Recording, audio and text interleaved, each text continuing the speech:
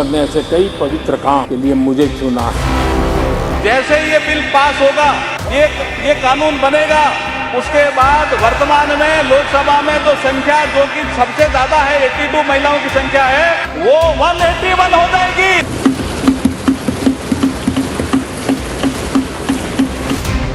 नई संसद, शुरुआत धमाकेदार और सौगात ऐसी जो सदियों याद रहेगी। ईश्वर ने ऐसे कई पवित्र काम के लिए मुझे चुना है। 27 साल से लटके महिला आरक्षण बिल की किस्मत आखिरकार खुल गई। प्रधानमंत्री रहते जो न एच.डी. देवगौड़ा कर पाए, न वाजपेयी काल में हो पाया और न ही मनमोहन सिंह कर पाए, वो प्रचंड बहुमतधारी प्रधानमंत्री नरेंद्र मोदी ने कर दिखाया। आज इस ऐतिहासिक मौके पर सदन की पहली कार्यवाही के रूप में देश की नारी शक्ति के लिए सभी सांसद मिलकर के नए प्रवेश द्वार खोल दें, इसका आरंभ हम इस महत्वपूर्ण निर्णय से करने जा रहे हैं। नई संसद के नए लोकसभा सदन में पहले ही दिन मोदी सरकार ने महिला आरक्षण बिल पेश कर दिया है। अब इस पर बुधवार को लोकसभा में चर्चा होगी।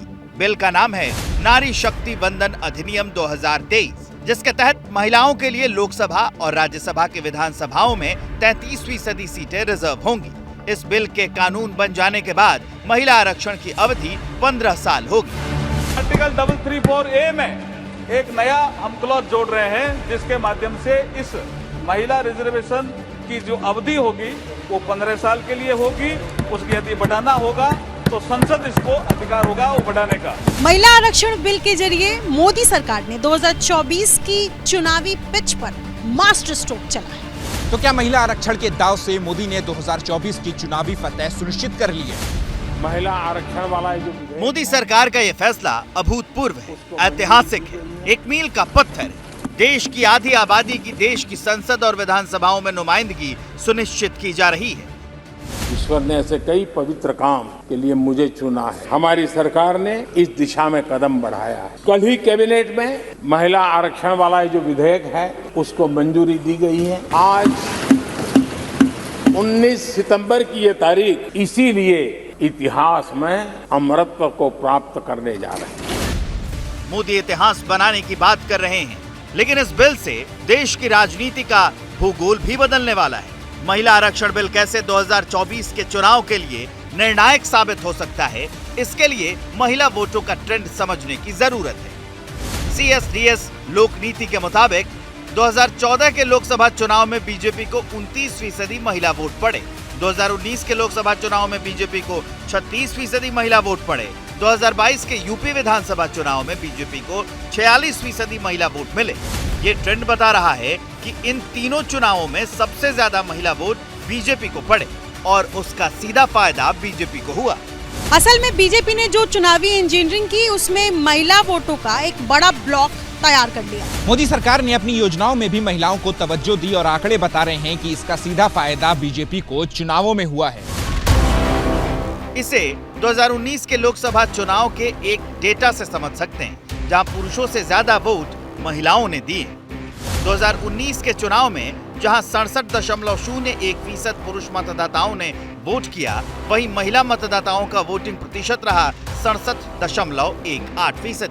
यानी वोटिंग के लिए पुरुषों के मुकाबले महिलाएं ज्यादा तादाद में घरों से निकली। इसका मतलब ये है कि महिलाएं अपने वोट को लेकर बेहद सजग हैं। इसलिए माना जा रहा है कि महिला आरक्षण एक सोचा समझा दांव है। आज के दिन हम सब ने नया इतिहास रचा है। नए सदन के प्रथम सत्र के प्रथम भाषण में मैं बड़े विश्वास और गर्व से कह रहा हूं कि आज की ये पल इतिहास में नाम दर्ज करने वाला समय है। अब सवाल ये है कि महिला आरक्षण का दांव चलकर क्या पीएम मोदी ने 2024 के चुनाव का आधा मैदान मार लिया है? ये तो समय ही बताएगा। लेकिन अभी ऐसा लग रहा है कि महिला आरक्षण बिल गेम चेंजर साबित हो सकता है। इसका आभास सभी दलों को है। इसलिए इस बिल की राह में सदन में पहली बार कोई अड़चन नहीं आई, बल्कि क्रेडिट लेने की होड़ मच गई। राजीव जी की सरकार, नरसिम्हा राव जी की सरकार, फिर डॉक्टर मनमोहन जी की सरकार, अलग अलग सरकारों ने अलग अलग समय पर अपनी हैसियत के अनुसार उसको पास कराने की प्रयास किया। मेरी स्पष्ट जानकारी है कि पुराना बिल लैप्स कर गया है। अधीर रंजन जी ने जो कहा है उसके समर्थन में उनके पास कोई डॉक्यूमेंट है तो टेबल पर रखने चाहिए, एक या तो उन्होंने स्टेटमेंट विड्रॉ करना चाहिए। तो क्रेडिट लेने की होड़ अपनी जगह है, लेकिन ये सत्य कौन झुठला सकता है कि पिछले 27 बरस में पहली बार महिला आरक्षण बिल के कानून बनने की राह आसान हो गई है। इसलिए भले ही संसद में हंगामा हुआ हो, श्रेय लेने की होड़ मची हो, लेकिन सड़कों पर उत्सव मनाया जाने लगा। सबको इस बात का अंदाजा है कि आधी आबादी को उसका हक देने का फैसला कितना बड़ा है, कितना ऐतिहासिक है। प्राण देने वाली नारी शक्ति को आज एक बहुत बड़ा प्लेटफॉर्म संविधान की सौजन्य से, संविधान के आशीर्वाद से मिलने वाला है।